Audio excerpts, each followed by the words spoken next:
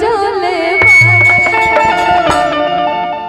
भगवान बड़ी फुर्सत से तोहरा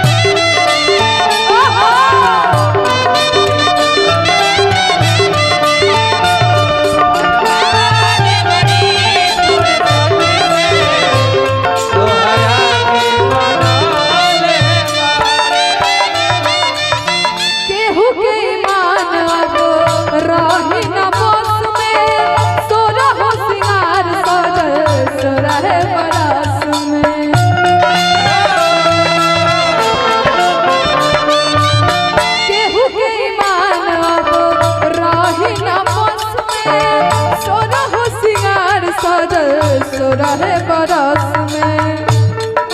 हुस्न के जादू यदा के मंत्र तोह पे चलौले बाड़े हुस्न के जादू यदा के मंत्र तोह पे चलौले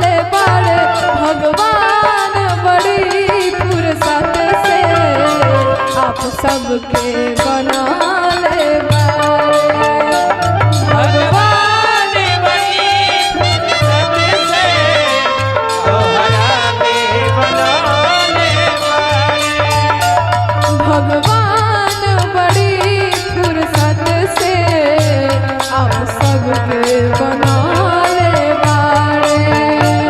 भगवान बड़ी फुर्सत से तोहरा बनाले बारे भगवान बड़ी फुर्सत से तोहरा बनाले बारे आग जागल हो जुग जुग जिया सुलाला नामा भवनवा के भाग जागल हो ललना लाल होइए फुलवा के दीपक मानवा में आस लागल हो ललना लाल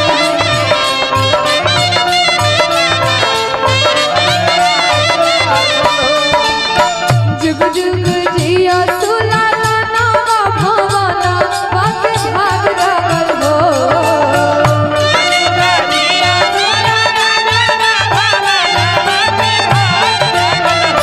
ललना लाल होइए फुलवा के दीपक मानवा में आस लागल हो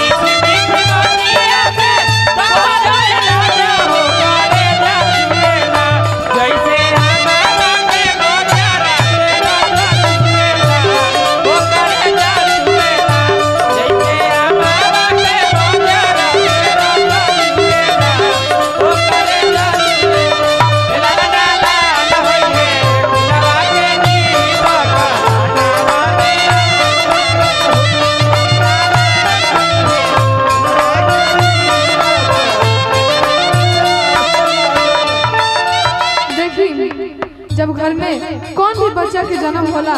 तो सबसे ज्यादा खुशी उनके दादी के होला तब सासु सुहागिन बड़ी भागिन हो सासु सुहागिन बड़ी भागिन अन धन लुटावली हो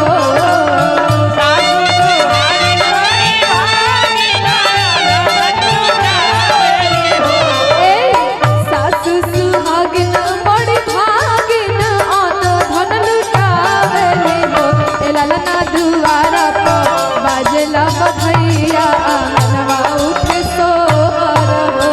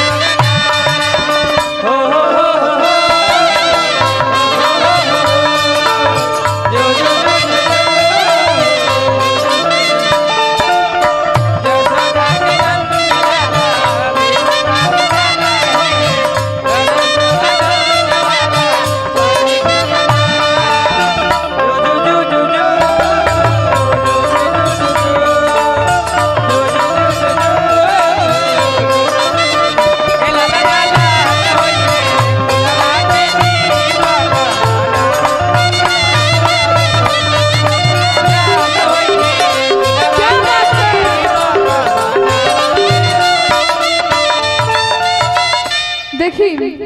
जब कोनो भी बच्चा के जन्म होला तो उनकर चाची उनकर मम्मी गोदी में ले कहेली बाबू के नकिया उनके मम्मी जैसे बा, अखिया उनके पापा जैसे बा। देखी कैसे कहता रही